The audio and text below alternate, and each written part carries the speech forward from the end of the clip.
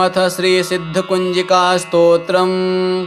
शिव उवाच शृणुदेवि प्रवक्ष्यामि कुञ्जिकास्तोत्रमुत्तमम्। येन मन्त्रप्रभावेण चण्डीजापः शुभो भवेत्। न कवचं नार्गलास्तोत्रं कीलकं न रहस्यकं न सूक्तं नापि ध्यानं च न न्यासो न च वाचनं। कुञ्जिकापाठमात्रेण दुर्गापाठफलं लभेत्। अतिगुह्यतरं देवी देवानामपि दुर्लभं। गोपनीयं प्रयत्नेन स्वयोनिरिव पार्वती। मारणं वोहनं वश्यं स्तम्भनोच्चाटनादिकं पाठमात्रेण संसिध्येत् कुञ्जिकास्तोत्रमुत्तमम्। अथ मन्त्रः। ॐ ऐं ह्रीं क्लीं चामुण्डायै विच्चे।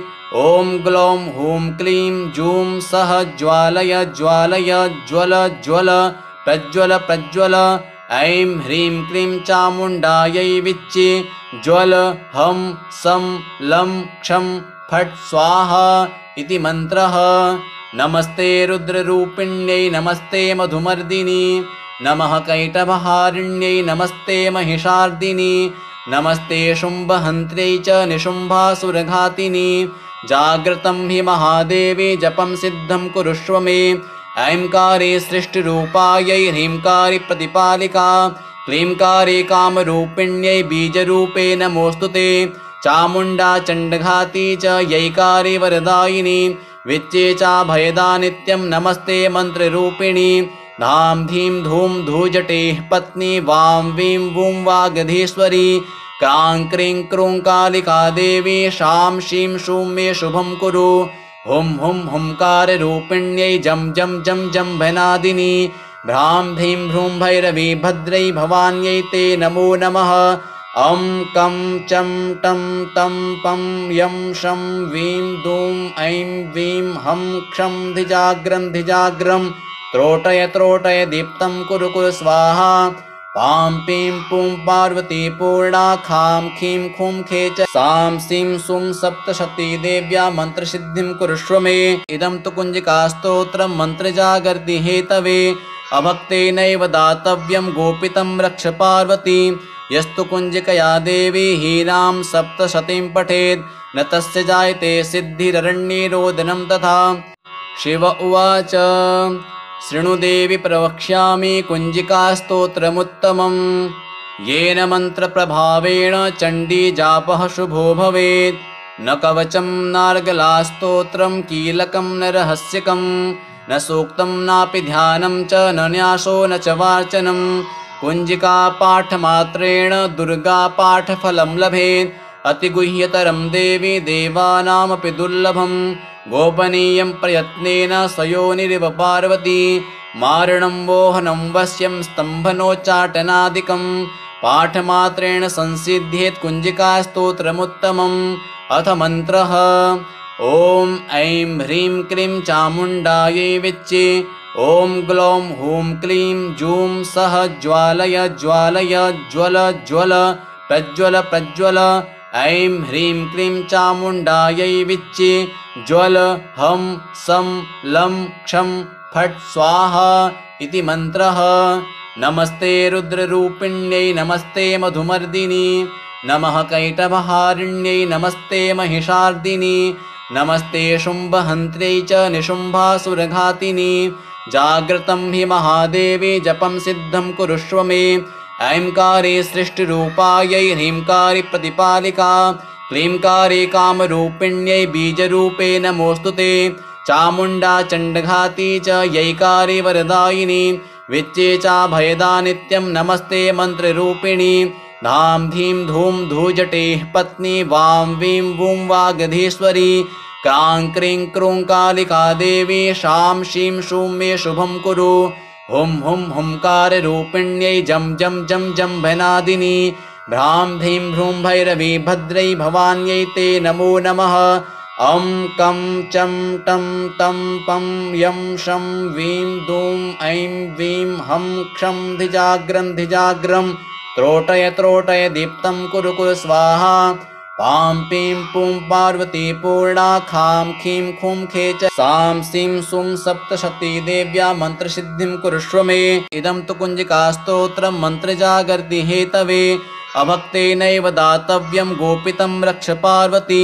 यस्तु कुञ्जिकया देवी हीनां सप्तशतीं पठेत् न तस्य जायते सिद्धिररण्ये रोदनं तथा।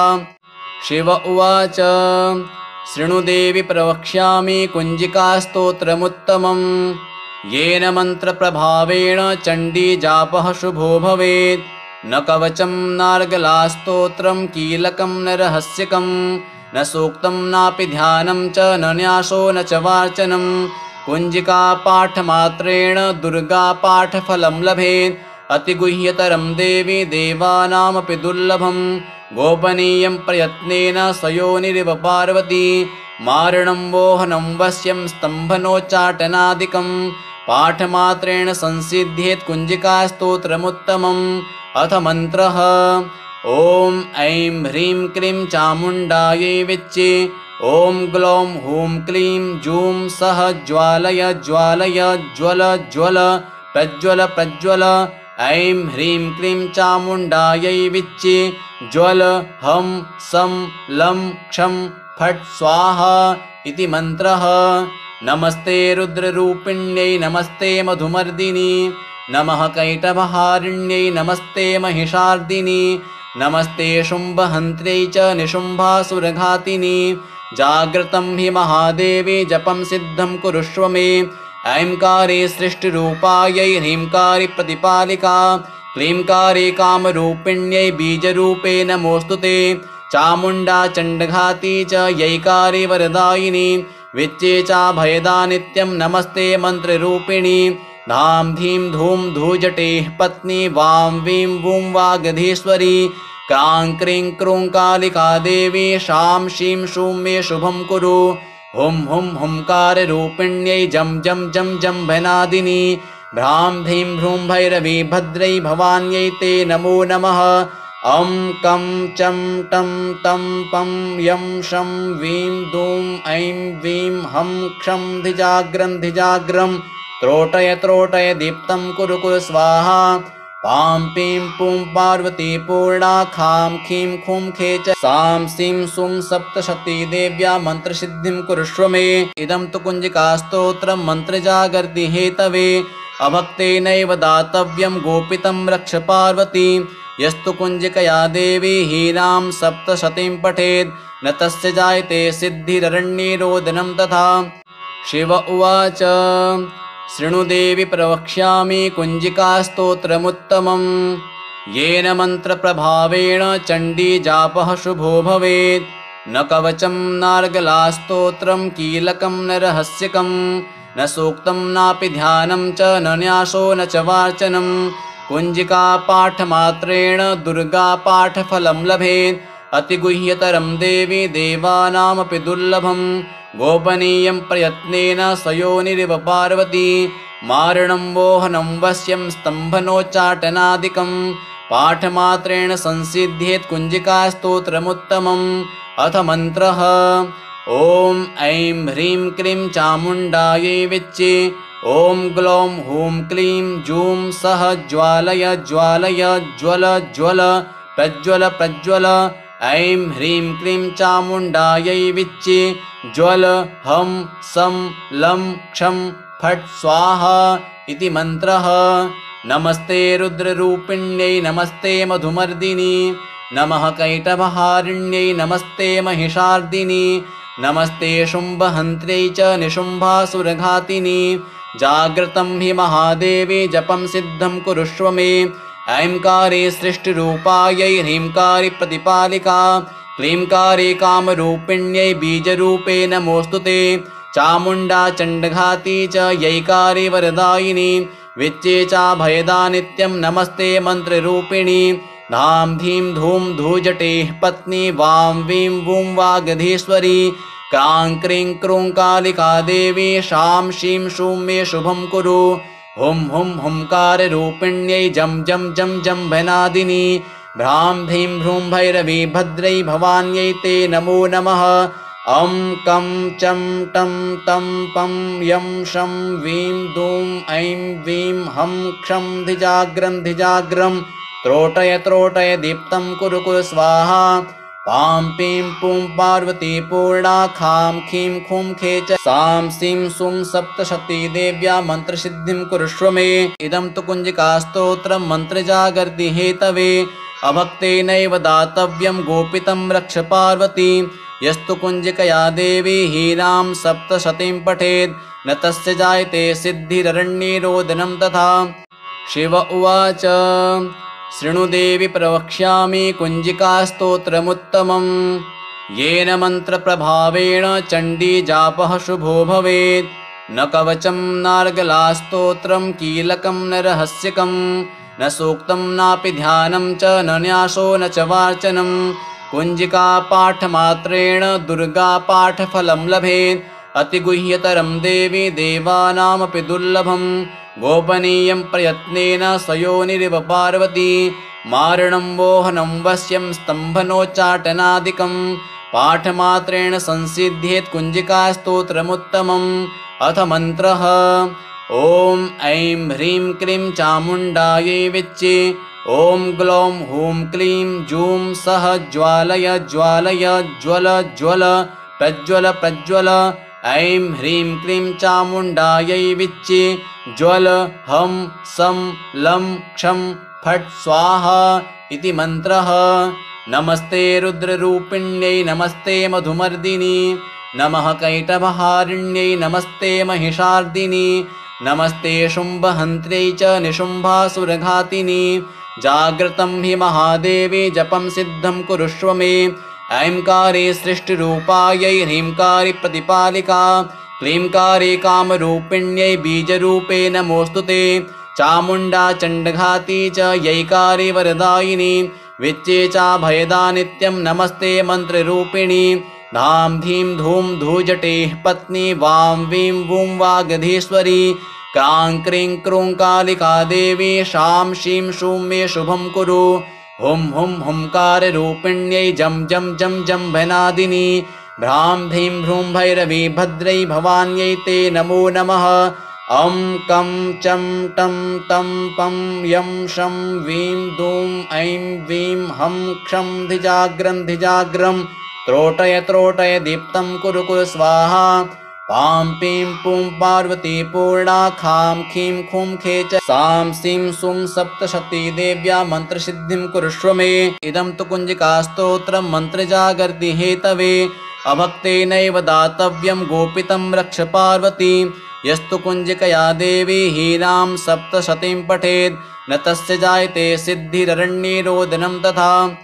शिव उवाच शृणु देवि प्रवक्ष्यामि कुञ्जिकास्तोत्रमुत्तमम् येन मन्त्रप्रभावेण चण्डीजापः शुभो भवेत्। न कवचं नार्गलास्तोत्रं कीलकं न रहस्यकं न सूक्तं नापि ध्यानं च न न्यासो न च वार्चनं। कुञ्जिकापाठमात्रेण दुर्गापाठफलं लभेत् अतिगुह्यतरं देवी देवानामपि दुर्लभं। गोपनीयं प्रयत्नेन सयोनिरिव पार्वती मारणं वोहनं वश्यं स्तम्भनोच्चाटनादिकं पाठमात्रेण संसिध्येत् कुञ्जिकास्तोत्रमुत्तमम्। अथ मन्त्रः ॐ ऐं ह्रीं क्लीं चामुण्डायै विच्चे ॐ ग्लौं हूं क्लीं जूं सः ज्वालय ज्वालय ज्वल ज्वल प्रज्वल प्रज्वल। ऐं ह्रीं क्लीं चामुण्डायै विच्चे ज्वल हं सं लं क्षं फट् स्वाहा इति मन्त्रः। नमस्ते रुद्ररूपिण्यै नमस्ते मधुमर्दिनी नमः कैटभहारिण्यै नमस्ते महिषार्दिनी नमस्ते शुम्भहन्त्र्यै च निशुम्भासुरघातिनी।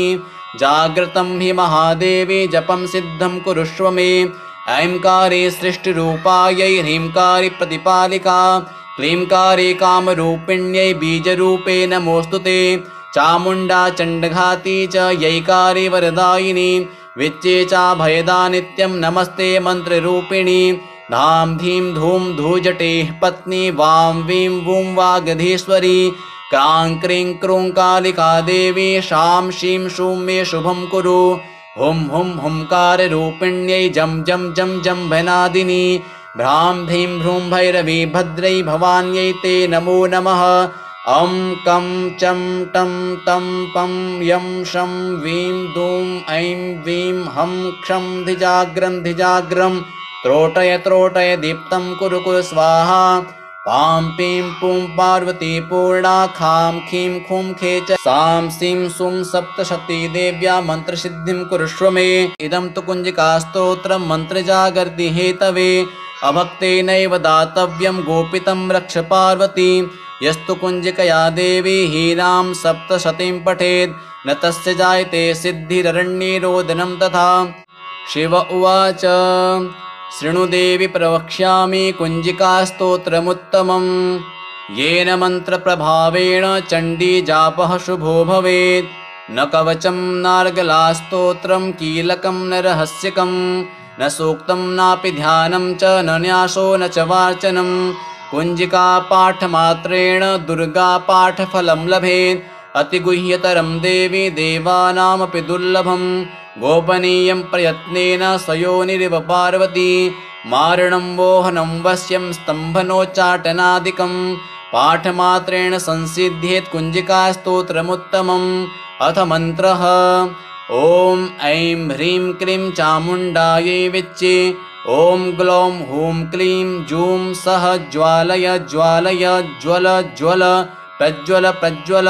ऐं ह्रीं क्लीं चामुण्डायै विच्चे ज्वल हं सं लं क्षं फट् स्वाहा इति मन्त्रः। नमस्ते रुद्ररूपिण्यै नमस्ते मधुमर्दिनी नमः कैटभहारिण्यै नमस्ते महिषार्दिनी नमस्ते शुम्भहन्त्र्यै च निशुम्भासुरघातिनी। जाग्रतं हि महादेवी जपं सिद्धं कुरुष्व मे। ऐंकारे सृष्टिरूपायै ह्रींकारि प्रतिपालिका क्लींकारे कामरूपिण्यै बीजरूपे नमोऽस्तु ते। चामुण्डा चण्डघाती च यैकारि वरदायिनी विच्चे चाभयदा नित्यं नमस्ते मन्त्ररूपिणी। धां धीं धूं धूजटेः पत्नी वां वीं वूं वागधीश्वरी क्रां क्रीं क्रूं कालिका देवी शां शीं शूं मे शुभं कुरु। हुं हुं हुंकाररूपिण्यै जं जं जं जम्भनादिनी भ्रां धीं भ्रूं भैरवी भद्रै भवान्यै ते नमो नमः। अं कं चं टं तं पं यं शं वीं दूं ऐं वीं हं क्षं धिजाग्रं धिजाग्रं त्रोटय त्रोटय दीप्तं कुरु कुरु स्वाहा। पां पीं पुं पार्वती पूर्णा खां खीं खुं खे च सां सीं सुं सप्तशती देव्या मन्त्रसिद्धिं कुरुष्व मे। इदं तु कुञ्जिकास्तोत्रं मन्त्रजागर्ति हेतवे अभक्तेनैव दातव्यं गोपितं रक्ष पार्वती। यस्तु कुञ्जिकया देवी हीनां सप्तशतीं पठेत् न तस्य जायते सिद्धिररण्ये रोदनं तथा। शिव उवाच शृणु देवि प्रवक्ष्यामि कुञ्जिकास्तोत्रमुत्तमम् येन मन्त्रप्रभावेण चण्डी जापः शुभो भवेत्। न कवचं नार्गलास्तोत्रं कीलकं न रहस्यकं न सूक्तं नापि ध्यानं च न न्यासो न च वाचनं। कुञ्जिका पाठमात्रेण दुर्गापाठफलं लभेत् अतिगुह्यतरं देवी देवानामपि दुर्लभं। गोपनीयं प्रयत्नेन स्वयोनिरिव पार्वती मारणं वोहनं वश्यं स्तम्भनोच्चाटनादिकं पाठमात्रेण संसिध्येत् कुञ्जिकास्तोत्रमुत्तमम्। अथ मन्त्रः ॐ ऐं ह्रीं क्लीं चामुण्डायै विच्चे ॐ ग्लौं हूं क्लीं जूं सः ज्वालय ज्वालय ज्वल ज्वल प्रज्वल प्रज्वल। ऐं ह्रीं क्लीं चामुण्डायै विच्चे ज्वल हं सं लं क्षं फट् स्वाहा इति मन्त्रः। नमस्ते रुद्ररूपिण्यै नमस्ते मधुमर्दिनी नमः कैटभहारिण्यै नमस्ते महिषार्दिनी नमस्ते शुम्भहन्त्र्यै च निशुम्भासुरघातिनी। जाग्रतं हि महादेवी जपं सिद्धं कुरुष्व मे। ऐंकारे सृष्टिरूपायै ह्रींकारि प्रतिपालिका क्लींकारे कामरूपिण्यै बीजरूपे नमोऽस्तु ते। चामुण्डा चण्डघाती च यैकारि वरदायिनी विच्चे चाभयदा नित्यं नमस्ते मन्त्ररूपिणी। धाम धीम धूम धूजटेः पत्नी वां वीं वूं वागधीश्वरी क्रां क्रीं क्रूं कालिका देवी शां शीं शूं मे शुभं कुरु हुं हुं हुंकाररूपिण्यै जं जं जं जम्भनादिनी भ्रां धीं भ्रूं भैरवी भद्रै भवान्यै ते नमो नमः अं कं चं टं तं पं यं शं वीं दूं ऐं वीं हं क्षं धिजाग्रं त्रोटय त्रोटय दीप्तं कुरु कुरु स्वाहा पां पीं पुं पार्वती पूर्णा खां खीं खुं खे च सां सीं सुं सप्तशती देव्या मन्त्रसिद्धिं कुरुष्व मे इदं तु कुञ्जिकास्तोत्रं मन्त्रजागर्ति हेतवे अभक्तेनैव दातव्यं गोपितं रक्ष पार्वती यस्तु कुञ्जिकया देवी हीनां सप्तशतीं पठेत् न तस्य जायते सिद्धिररण्ये रोदनं तथा।